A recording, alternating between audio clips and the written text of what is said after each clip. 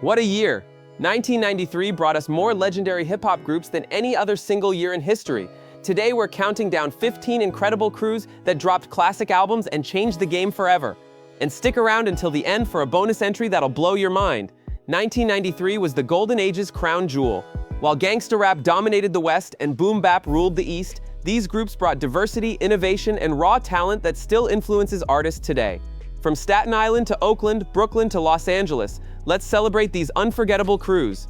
Number 15, Funkdoobiest.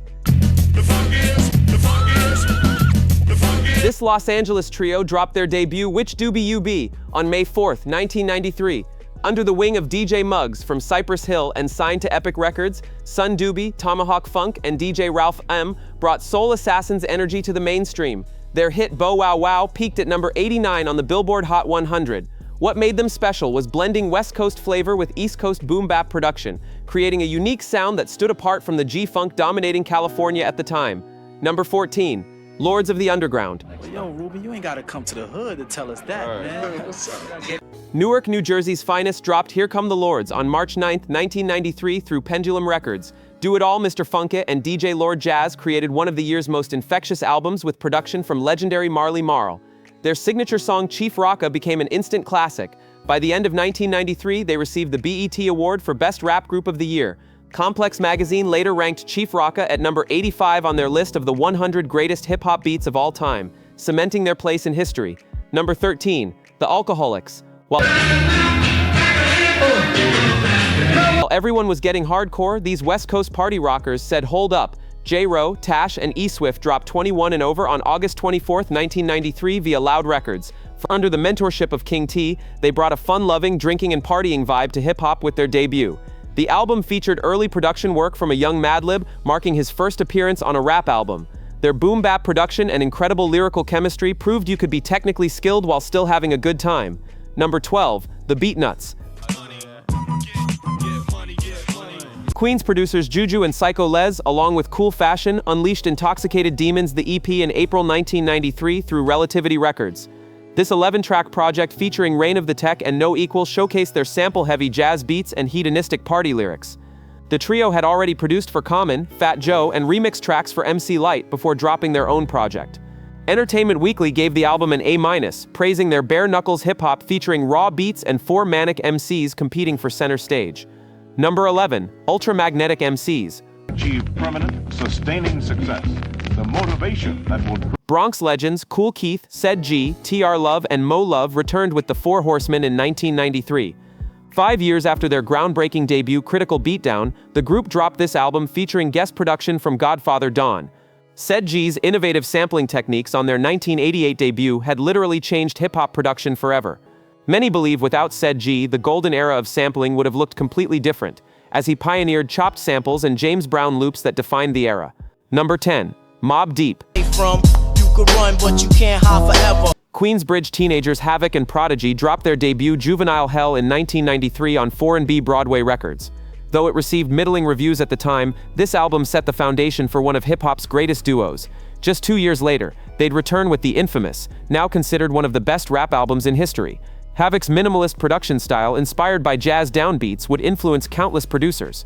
Prodigy told Brian Coleman they made gangsta music that they actually liked, and that raw authenticity connected with fans forever. Before we continue, make sure you're subscribed and hit that notification bell. We've got more incredible 90s hip-hop content coming your way. Now let's get back to these legendary groups. Number 9, The Roots. Ethiopian queen from Philly taking classes abroad. She's studying film. Philadelphia's live instrument pioneers dropped their debut Organics in 1993.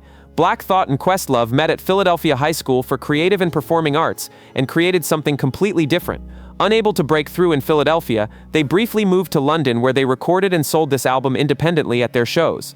Their organic hip-hop jazz sound caught the attention of DGC Records, leading to a bidding war. Today, Questlove is an Oscar and Grammy-winning director and author, and The Roots serve as the house band on The Tonight Show starring Jimmy Fallon. Number 8, Digable Planets. From where I'm from, I might play where Izzy where I'm from. Brooklyn's cosmic jazz rap trio Butterfly, Doodlebug, and Ladybug Mecca dropped Reach in a New Refutation of Time and Space on February 9, 1993 via Pendulum Records.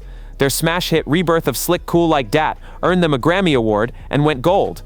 The album itself also went gold, moving over 500,000 copies. Drawing inspiration from Art Blakey and the Jazz Messengers, Parliament, and Herbie Hancock, they created an Afro-futuristic sound unlike anything else. Critics praised their sunny optimism and fresh perspective during hip-hop's second golden age. Number 7.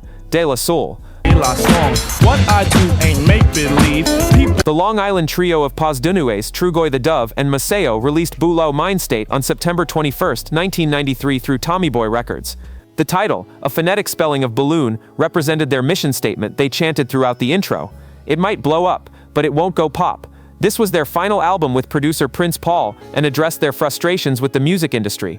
The Village Voice ranked it 8th best album of the year in their Paz and Jop Critics poll. Comedian Chris Rock later named it the 10th greatest hip-hop record of all time. Number 6. Cypress Hill. Be Real, Sendog, and DJ Muggs made history with Black Sunday, released July 20, 1993 on Roughhouse and Columbia Records. The album debuted at number 1 on the Billboard 200, selling 261,000 copies in its first week. They became the first hip-hop group ever to have 2 albums in the top 10 of the Billboard 200 simultaneously. Their hit Insane in the Brain became a crossover phenomenon, earning them their first Grammy nomination. Black Sunday went 4 times platinum, moving over 3.4 million units in the United States. Their dark Latin-influenced sound changed hip-hop forever. Number 5. Souls of Mischief. Oakland's alternative hip-hop quartet Opio, Tajai Festo, and A+ dropped 93 Till Infinity on September 28, 1993. This hieroglyphics crew debut challenged West Coast stereotypes with their jazzy production and East Coast influenced delivery. The title track 93 Till Infinity became an instant classic and remains one of hip-hop's most beloved songs. Every beat on the album was produced by Hyro affiliates including Del the Funky Homo Sapien and A+ himself. 16 years later, bloggers still call it a classic album, proving its timeless appeal and enduring influence on Bay Area hip-hop. Number 4. Black Moon. Brooklyn's